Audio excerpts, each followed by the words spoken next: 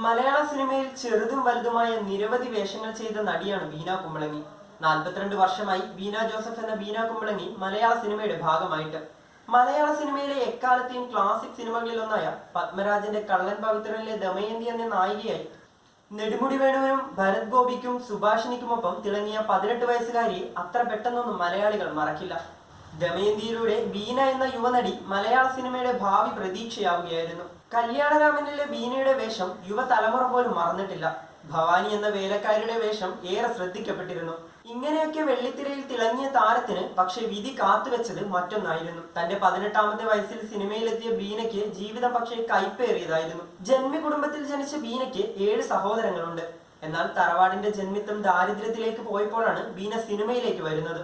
സിനിമയിൽ നിന്ന് ലഭിച്ച വരുമാനം കൊണ്ട് കുടുംബത്തിലുള്ളവരൊക്കെ അവർ പഠിപ്പിച്ച് നല്ല രീതിയിൽ എത്തിച്ചു.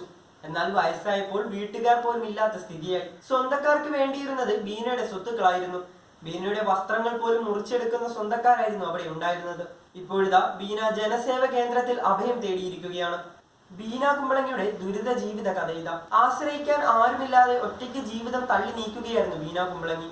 ഒരുപാട് ദുരിതത്തിലൂടെ കടന്നുപോയ നടിക്ക് താരസംഘടനയായ അമ്മ വീട് വെച്ച് നൽകുകയും പെൻഷൻ കൊടുക്കുകയും ഒക്കെ ചെയ്തിരുന്നു. ഇപ്പോൾ ആ വീട് പോലും നഷ്ടപ്പെട്ട അവസ്ഥയിൽ വീട്ടിൽ നിന്നും ഇറങ്ങേണ്ടി വന്നു. തന്റെ അനിയത്തിയും കുടുംബവും വീട്ടിൽ താമസിക്കുകയും ആ വീട് വേണമെന്ന് പറഞ്ഞ് മാനസികമായി ഉപദ്രവിച്ചുവെന്നുമാണ് ബീന കുമ്പളങ്ങി മാധ്യമങ്ങളെ അറിയിച്ചിരിക്കുന്നത്. പിന്നാലെ ബീന കുമ്പളങ്ങിയെ ജനസേവ കേന്ദ്രത്തിലേക്ക് മാറ്റിയതായി നടിയും സാമൂഹിക പ്രവർത്തകയുമായ സീമ ജി നായർ അറിയിച്ചു.